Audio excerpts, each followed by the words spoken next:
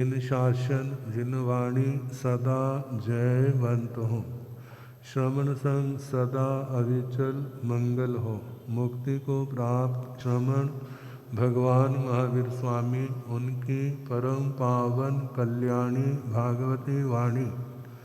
वाचक प्रमुख श्री इंद्र भूति गौतम आदि गणधर भगवंत, युग प्रधानाचार्य परम पूज्य श्री सुधर्मा स्वामी जी महाराज, उनकी परम पावन पाठ परंपरा।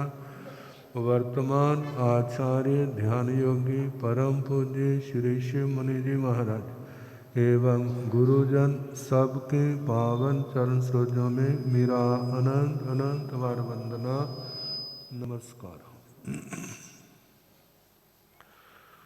उपस्थित धर्म प्रेमी सज्जनों, माता तथा बहनों, 12 भावनाओं में दूसरी भावना चल रही, अशरण भावना। व्यक्ति भयभीत है, डरा हुआ है। किससे डरा हुआ है? आशंकाओं से। आज के ज़माने में कहीं दुर्घटना ना हो जाए, कोई मेरे पर कुछ कर ना दे, मेरा नुकसान ना हो जाए, बीमारी ना आ जाए, कितनी बातें सबसे भयभीत है। अब इस भय से बचने के लिए व्यक्ति कहाँ कहाँ जाता है, जा रहे ना, क्या क्या करते हैं। कितने आते हैं, महाराज हमें रक्षा सूत्र दो। कौन सा रक्षा सूत्र? कौन सा रक्षा सूत्र? गले में डालने वाला, कलाई पर बांधने वाला? देखो कितने ने बांधे हुए हैं, बांधे हैं ना। किसी ने शोभा के लिए और किसी ने रक्षा की दृष्टि से। क्या जो हमारी रक्षा करेंगे? रक्षा करने वाला कौन? ऐसा नहीं है, कोई कारगर नहीं होता। जैसे शरीर के ऊपर कवच होता है ना, तो आने वाले बार को रोकता है। कितना रोकता है? जितनी उसके अंदर शक्ति होती है। जब शक्ति ज्यादा आ जाए फिर वो कवच क्या हो जाता है? असहाय। फिर वो सहायक नहीं बनता। संसार में देवी शक्तियां हैं, इनको नकारा नहीं जा सकता। लेकिन जो हमारी रक्षा तभी तक कर सकती है जब तक हमारा पुण्य उदय में है। जब तक हमारा पुण्य उदय में है तब तक तुझे सहायक हो सकती है। लेकिन जब पुण्य खत्म हो जाएगा फिर उसके बाद फिर क्या होगा? फिर कोई भी सहायक नहीं होगी। कहते बड़े देवी देवता बनाए, जब मुसीबत आती है ना तो जिसका नाम लेता है ना, तू वहाँ मत्था टेक, तू उनका मत्था टेक, उनका, वो सभी जगह मत्था टेक लेता है, लेकिन कोई भी सहायक नहीं बनता। कहते मूल में शरण कौन है? रक्षा सूत्र बांधना है, बांधो। लेकिन वो रक्षा सूत्र कौन से है? वो है साधु के हैं महाव्रत। कौन से है? महाव्रत। रात्रि भोजन का त्याग, 5 समिति, 3 गुप्ति, 10 श्रवण धर्म। देखा जाए जे सचमुच में रक्षा सूत्र है। कहते हैं धर्म का पालन करते देह को कितना टिका लोगे? आखिर इसने शिष्य के बर्तन की तरह टूटना ही, इसने क्या होना है? गिरना है, टूटना है। लेकिन इसको बचा के रखा है तो ऐसा काम करे कि हमारा सदा सदा के लिए भय क्या हो जाए? सदा सदा के लिए भय खत्म हो जाए। तो वो कौन से रक्षा सूत्र है? साधु के बता दिए, और श्रावक श्राविकाओं के। पहले सम्यक्त्व सूत्र। कौन सा?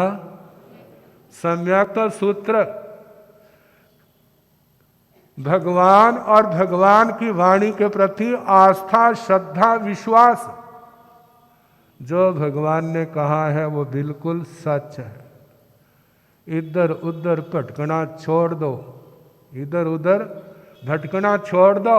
अरिहंत परमात्मा का जिनको शरणा मिला है ना, मैं सोचता हूँ दुनिया में बहुत बड़ा भाग्यशाली व्यक्ति है जिसको अरिहंत परमात्मा का शरणा मिला है। लेकिन ये भी बात है, कीमती वस्तु हर कोई नहीं पहन सकता। जो कीमती वस्तु होती है ना, डायमंड का हार कौन पहनेगा?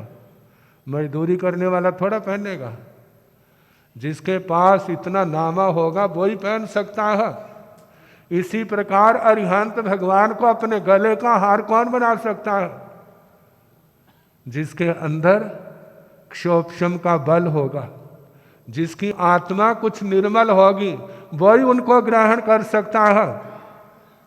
दुनिया में फटाफट देने वाले बड़े अच्छे लगते हैं, लेकिन जो पात्रता देख के देते हैं वहाँ इंतजार करना पड़ता है, बहुत लंबा इंतजार करना पड़ता है। लेकिन जरा विचार करो, एक के कारण से धन मिला, एक के कारण से पत्नी मिली, जब पति मिला, एक के कारण से औलाद मिली, घर मिला, एक के कारण से बिजनेस मिला। दुनिया के यही लाभ है। इन्हीं को कहते सब कुछ मिल गया। लेकिन जे लाभ इस आत्मा को, दुखों को, क्लेशों को दूर करने में समर्थ नहीं है। एक ने गुरुओं की सेवा की, धर्म की आराधना की। गुरु ने कहा, बोल भक्ता क्या चाहिए, क्या चाहिए? अब सोचता बड़ा अच्छा मौका मिला, क्या कर लो। जब बाबा जी दयालु हुए ना, बोल बेटा क्या दूं? कहते सारी रजिस्ट्रियां मेरे को दे दो। क्या करो? जितनी रजिस्ट्रियां हैं, जितनी एफडियां हैं, वो सारा कुछ क्या कर दो, क्योंकि बाबे ने कहा तो दिया ही है। जो बहिर्मुखी है वो सोचेंगे इसने तो बाबा को लूट लिया। जो अंतर्मुखी है वह कहेगा इसने बाबा का बोझ हल्का कर दिया। अंतर्मुखी सोचेगा ये सब चीजें नश्वर है, ये सब चीजें क्या है? नश्वर है। जिस बाबे ने मकान बनाया, जिस बाबे ने सारी प्रॉपर्टी बनाई, यदि वो अपने पास नहीं रख सका तो दूसरा लेने वाला अपने पास कहाँ रखेगा? कोई दादी माँ अंतिम शैया में पड़ी है, जिसने बड़ी मेहनत कर करके मकान बनाया था और बड़ी खुशी हुई थी, मेरा क्या हो गया, मेरा घर बन गया। तो उसका पोता पास में खड़ा था, कहते मम्मी दादी माँ को क्या हो रहा है? कहते जे अपने घर जा रही है। कहाँ जा रही है? जे अपने घर जा रही है। कहते मम्मी जे किसका घर है? किसका घर है बोला? क्या वो कहे मेरा घर है? कहने को कह देगी मेरा घर है। यदि बनाने वाली का घर नहीं बना तो रहने वाले का घर कैसे बन सकता है? दुनिया के अंदर देखते हो, माँ बाप ने बहुत कुछ दिया, लेकिन तकदीर नहीं थी। तकदीर ना होने के कारण, किस्मत नहीं थी, पुण्यवानी नहीं थी, व्यसन आ गया। किसी ने जुए में गवा दिया, किसी ने दुराचार के अंदर गवा दिया, किसी ने नशों के अंदर गवा दिया। आखिर क्या रहा? वह भूखे नंगे बन गए। क्यों? क्योंकि किस्मत नहीं थी, पूर्व जन्म की पुण्यवानी नहीं थी। व्यक्ति सोचता है बस सब कुछ मिल जाए, लेकिन करना धरना। कहते गुरुजी सब कुछ दे दो। कहते गुरुजी क्या करेंगे फिर? तेरे को सब कुछ दे दिया तो गुरुजी क्या करेंगे भला? कहते और कमाए। कहते जो तेरे को दिया वो तेरे पास कितनी देर रहेगा? कहते दोबारा फिर आऊंगा। कहते मंगते का मंगता रहा ना। जिन शासन ने मंगता बनाना नहीं सिखाया, साधु को केवल जीवन की आवश्यकता के लिए रोटी कपड़ा और रहने के लिए मकान और चौथी कोई चीज नहीं। भगवान ने वो रास्ता दिखाया जिस रास्ते पर चलने से आत्मा की जन्म जन्म की दरिद्रता समाप्त हो जाती है। तो पहला सम्यक्त्व का सूत्र, अरिहंत देव निर्गंथ गुरु और केवली प्रारूपी धर्म। केवली प्रारूपी धर्म में क्या है? शास्त्र वाणी, आगम वाणी, 9 तत्वों का ज्ञान, 6 द्रव्यों का ज्ञान, जो 25 बोल है, 9 तत्व है, समाय के पाठ है, प्रतिक्रमण है, ये सारे क्या है हमारे? वो मंत्र है, वो ज्ञान के सूत्र है जो इस आत्मा को सिद्ध गति से जोड़ते हैं, धर्म से जोड़ते हैं, परमात्मा से जोड़ते हैं। तो कहा संसार का कितना देवताओं का शरण लेते हैं। कहते देवता अपनी शरण नहीं बन सकते, तुम्हारी शरण कहाँ से बनेगी?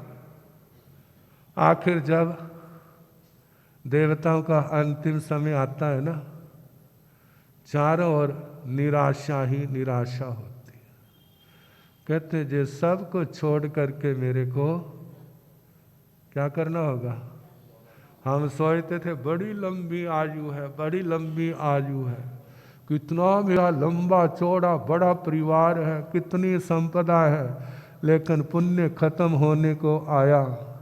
वृद्धावस्था के जीवन के अंतिम क्षण के वो लक्षण प्रकट होने लगे। अब कोई कहना भी नहीं मानता, अब कहना भी नहीं मानते। अब वो सोचता है कभी मैं एक को बुलाता था हजारों आते थे, आज मैं हजारों को बुलाता है तो एक भी नहीं आता है। अब जब निराश होते कहते छोड़ दो, जहां हमारा कोई नहीं है। कहते कहाँ जाएगा वाला? कहते अगे अगे जा तो कर्म दा खटिया खा। अब पुण्य तो खत्म हो गया, अब कहाँ जाएगा? यदि कोई अच्छा कर्म किया हुआ वहां पर तो मनुष्य गति मिल जाएगी, नहीं तो त्रियंच गति तैयार है। दूसरे देवलोक तक के देव देवियां पृथ्वी पानी वनस्पति में आ जाते हैं। 8वें देवलोक तक के देवता जो है त्रियंच गति पंचेंद्रिय में आ जाते हैं। मनुष्य में कौन आता है? जिसने मनुष्य वाले काम किए हैं। मनुष्य वाले काम किए हैं तो मनुष्य गति मिलेगी, लेकिन मनुष्य गति पाने मात्र से तो कोई आत्मा का कल्याण नहीं होता। जैसे स्कूल में जाने से विद्या थोड़ी आती है, लेकिन जाना जरूरी है।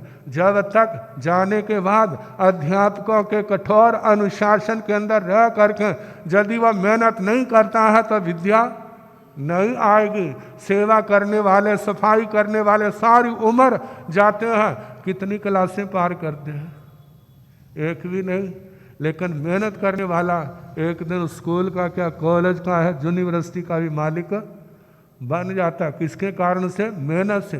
कहा ऐसे मनुष्य जन्म मिला है तो मनुष्य जन्म लेकर के यदि आत्मा को धर्म का शरणा मिला तब तो वह नाथ बना। यदि धर्म का शरणा नहीं है तो वो क्या है? अनाथ। जैसे अनाथी मुनि जी ने राजा श्रेणी को क्या कहा था? तुम क्या हो? अनाथ हो। लेकिन नाथ कब बना? जब वह धर्म की शरण में आया। चाहे स्वयं व्रत नहीं ले सका, लेकिन व्रत लेने वालों का कितना सहयोगी बना। तीर्थंकर गोत्र तक बांध लिया। आने वाले समय में देवादि देव के रूप में आएंगे और तरेंगे और तो लोगों को रास्ता दिखाएंगे, उनको तारेंगे। तो बताया हमारी शरण कौन बन सकता है, हमारी रक्षा कौन कर सकता है? वो हमारा ज्ञान है, वो हमारी सच्ची श्रद्धा है, वो हमारा आचरण है, वह हमारी तपस्या है। हमारे जितने आयु के क्षण है उनको कोई बढ़ा नहीं सकता, लेकिन सोपक्रमी आयु हुई तो वह घट सकते हैं। उनको बढ़ा तो नहीं सकता, घट सकते हैं। लेकिन इन क्षणों के अंदर यदि हम धर्म आराधना करेंगे, सामायिक संवर करेंगे, नियम व्रत करेंगे, जप तप स्वाध्याय करेंगे, तपस्या करेंगे, तो जन्म जन्म के लिए निर्भय हो जाएंगे। और यदि धर्म को ठुकरा दिया तो दुनिया की ठोकरें खाने के लिए तैयार रहना। दुनिया भी तैयार है ठोकरें मारने के लिए। जैसे खेल के मैदान में फुटबॉल होता है ना, सारे तैयार, आज से ही मेरे पास। कौन बोला? फुटबॉल आए सही। और जोर से क्या करते, जितना जोर लगता है ना उतनी जोर से वह किक मारते हैं। ऐसे ही दुनिया के अंदर जो पुण्यहीन व्यक्ति हैं, जिन्होंने धर्म नहीं किया, जिन्होंने तप नहीं किया, कदम कदम के ऊपर उनको ठोकरे मारने के लिए दुनिया के लोग क्या है, तैयार है। तो ऐसा ना हो, इसलिए कहा जाता है धर्म की शरण लो। धर्म आपका सच्चा रक्षक है, बाकी स्थायी रक्षक नहीं है। वो भाग्यशाली है जिन्होंने अरिहंत परमात्मा का शरणा लिया, जिन वाणी का, जिन शासन का शरणा लिया, और अब यथाशक्ति नियम व्रत पालन कर रहे हैं, पाप कर्मों का त्याग कर रहे हैं, धर्म आराधना कर रहे हैं, स्वाध्याय कर रहे हैं, अपने आप को 18 पापों से बचाते हैं। उन आत्माओं ने सचमुच में उनको शरणा मिल गया है। जो इस शरण में रहेगा वो स्वयं तो सुरक्षित होगा ही, औरों के भी सुरक्षा का कारण बन जाएगा। तो इसलिए कहा जाता है वो भगवान की शिक्षाएं उनको अपने जीवन में धारण करें, उससे आत्मा का कल्याण होगा। समय आपका हो गया, बाकी कल जैसे समय।